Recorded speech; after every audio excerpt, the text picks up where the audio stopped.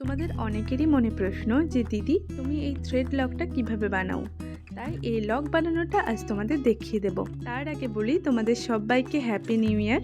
নতুন বছর, সবাই সুস্থ থেকো আর খুব ভালো থেকো। তো চলো শুরু করি। ফার্স্টলি টাসেল দুটোকে সমান করে নেব।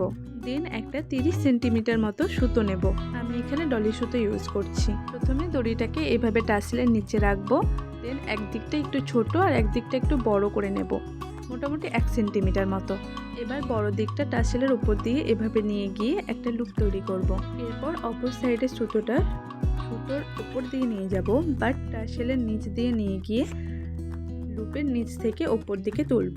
এবার দুটো সুতো ধরে হালকা করে টান দিলেই গিটটা সেট হয়ে যাবে। আগে যেহেতু লেফট সাইডে লুপ তৈরি করলাম, তো এবার রাইট সাইডে লুপ তৈরি করব। মানে একবার লেফট সাইড আর রাইট সাইড অল্টারনেট করব। তো তোমরা যারা বুঝতে পারছো না, আমি পুরোটাই দেখাচ্ছি, তো তোমরা একটু ধৈর্য ধরে দেখো, তাহলে বুঝতে পেরে যাবে। প্রথমে একটা সাইড টাসেলের উপর দিয়ে নিয়ে গিয়ে লুপ তৈরি করব।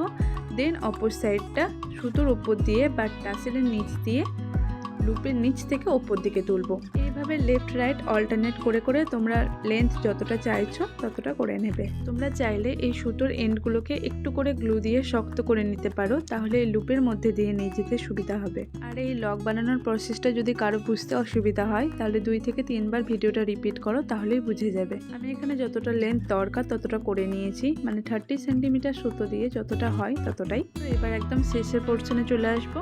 এটা কমপ্লিট হওয়ার পর টাসেলটাকে পিছন দিকে ঘুরিয়ে নিয়ে দুটোর গিট দিয়ে সিকিউর করে নেব। দেন এক্সট্রা এন্ডগুলোকে কেটে নিয়ে একটু গ্লু দিয়ে লকের সঙ্গে চিটিয়ে নেব। এভাবে করলে ফিনিশিংটা কিন্তু বেশ সুন্দর আসে। আর আমি এই থ্রেড লকটা প্রেফার করি, কারণ এটা বেশ সিকিউর আর খুলে যাওয়ার কোনো ভয় থাকে না। আর সবচেয়ে বড় কথা, নিজের পছন্দ মতো থ্রেড দিয়ে কিন্তু করা যায়। তো তোমাদের কেমন লাগলো অবশ্যই জানাবে, আর ভালো লাগলে চ্যানেলটাকে সাবস্ক্রাইব করে লাইক করে দিও।